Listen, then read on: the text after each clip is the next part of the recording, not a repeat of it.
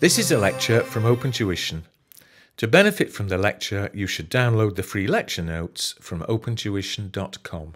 So, having gone through and looked at the accounting under IFRS 16 for the lessee, we're now going to go through and look at it from the other side of the contract by looking at it from the lessor's perspective.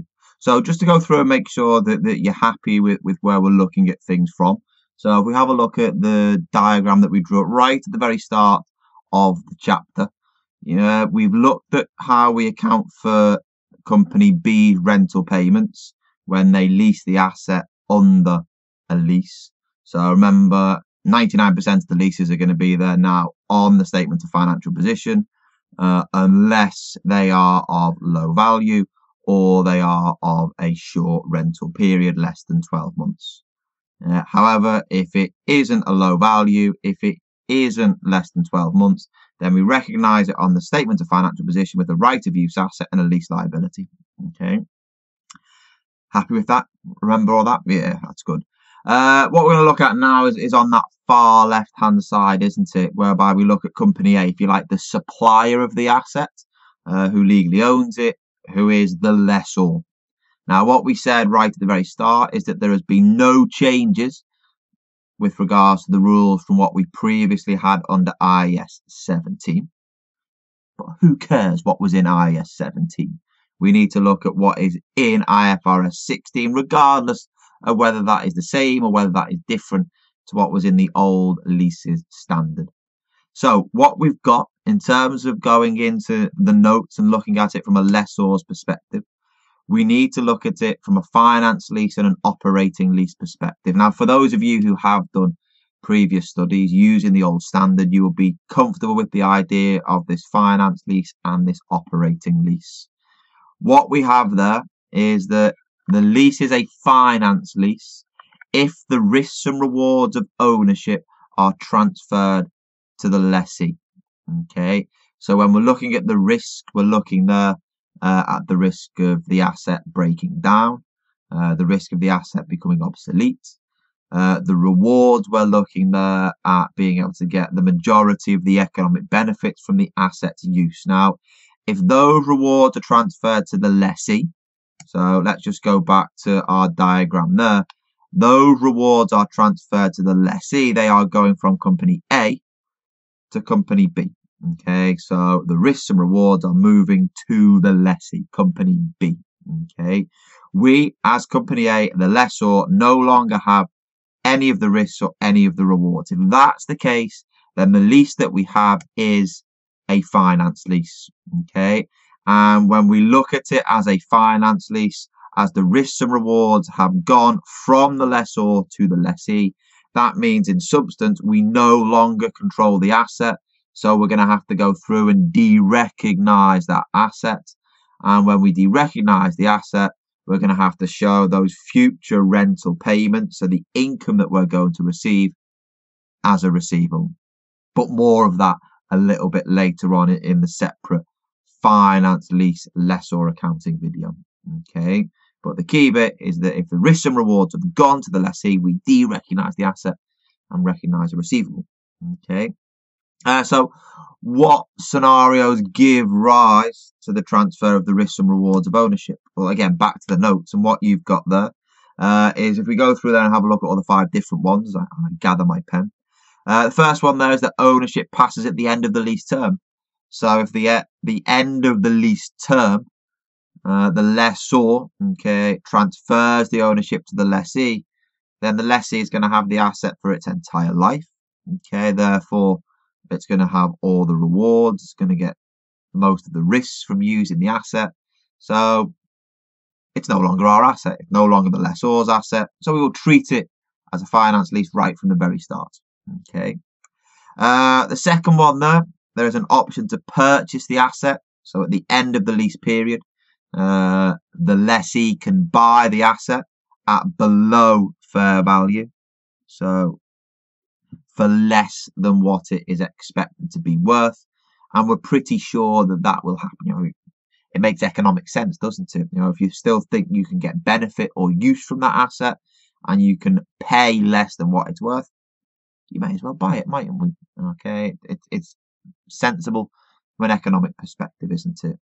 Okay, so therefore, as the lessee, you will have that asset for its entire life. So therefore, you're going to consume the reward. You're going to suffer the risk. So therefore, we will treat it as a finance lease again from the start of the lease term. Okay, so both of those, even though the ownership transfers legally at the end of the lease, we treat it as having been transferred from the start of the lease from an accounting perspective. Okay. The third one that you've got there, again, it's very subjective, and I know we're trying to get rid of subjectivity from these accounting standards, but here there's still a little bit of subjectivity in that the lease term represents the major part of the asset's life. Okay, again, the asset's economic or useful life using old dictionary terms. Again, if you're using the asset for most of its life, again, it could be 7 years out of 8, 6 years out of 8, is it 5 years out of 8? That's where the judgment comes in. Then it will be a finance lease again, because you're transferring the risks and rewards of ownership to the lessee. Okay. The fourth one down is the one that we'll see in a moment in the next videos. Is that the present value of the minimum lease payment, discounting, represents substantially all the asset's fair value. So in substance, if what you are paying for the asset over the period of time, so what the lessee is paying to the lessor over the lease period, if that is essentially the value of the asset, then you are paying for the value of that asset, aren't we? And if you are paying for the value of that asset, effectively, it's because it's your asset, isn't it? Okay, so again, we will treat it as a finance lease, and from the lessor's perspective, de-recognise the asset and recognise a receivable. And then the last one there at the bottom is that the asset being leased between the lessor and the lessee is specialised in nature. If it's specialised in nature, that means that only the lessee can use the asset due to its specialised nature, and therefore the lessee will have the risks, the lessee will have the rewards. And if those risks and rewards are transferred to the lessee, then yes, you're right, it is a finance lease, isn't it? Okay, excellent. There we go. So you need to be on the lookout for those scenarios in any narrative style question. If it's computational, you'll be told that it is a finance lease, but in a narrative style question, you're going to have to go through and identify any of those scenarios or a combination of those scenarios. Begs the question, doesn't it? What's an operating lease? Okay. Are the criteria for an operating lease similar to what we have there with regards to the finance lease? The answer, quite simply, is no. Okay, there's no criteria. There's only two types of lease: finance lease and an operating lease. Okay, from a lessor accounting perspective. So, if we decide that it's not a finance lease, it has to be an operating lease, doesn't it? There's no choice. It's not as if there's a third type of lease or a fourth type of lease. Two leases. If it's a finance lease, treat it as a finance lease for lessor accounting. If it isn't a finance lease, it has to be an operating lease. So there, as it says, an operating lease is any other lease other than a financing lease. So effectively what we have there is that the risks and rewards have not been transferred to the lessee. The risks and rewards remain with the lessor. So from an accounting perspective, if you have the risks and rewards, you still control that asset. So you continue to recognize the asset in your books and continue to depreciate it.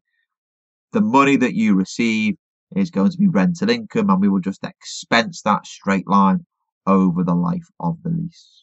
Okay, there we go. Any questions?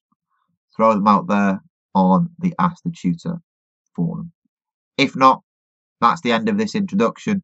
We'll go through and have a look in the next videos at examples of an operating lease for lessor accounting and a finance lease for lessor accounting